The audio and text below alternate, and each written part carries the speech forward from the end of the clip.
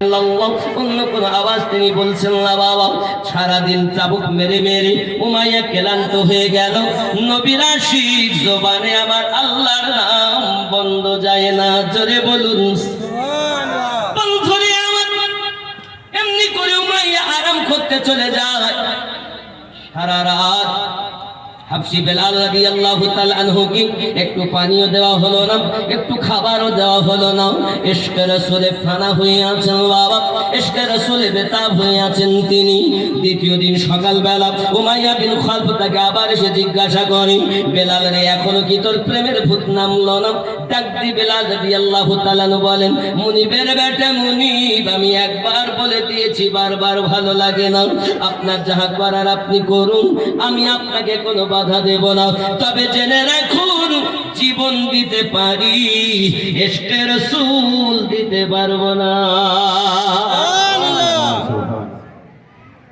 Umayya বিন খালফ আবার চাবুক মারতে লাগলো বাবা। কারণ আমি গোড়ায় যাইনি, গেলে গোড়ার থেকে এখান পর্যন্ত আসতে 2 ঘন্টা চলে যাবে। জন্য আমি টেনে আগিয়ে নিয়ে যাব। বক্তব্য হলো রওয়াজ, টানলে লম্বা হবে, ছাড়লে ছোট হয়ে যাবে। খুব খেয়াল করুন বাবা।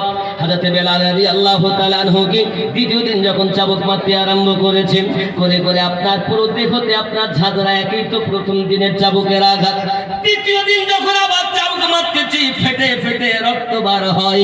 নবীর আশিক আনতা হাদুন লা ইলাহা ইল্লাল্লাহ মুহাম্মাদুর রাসূলুল্লাহ সাল্লাল্লাহু আলাইহি ওয়াসাল্লাম পড়ছেন।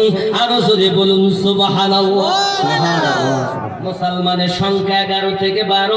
এই যুবক আমার সোনা মানিক, ঈমান নিয়ে আসার পরে কত কষ্ট তাদের দেওয়া হয়, কত তাদের অত্যাচার করা হয়। তবে ইশকে রাসূল থেকে একটু বিন্দু মাত্র আপনার সরে যেতেন না।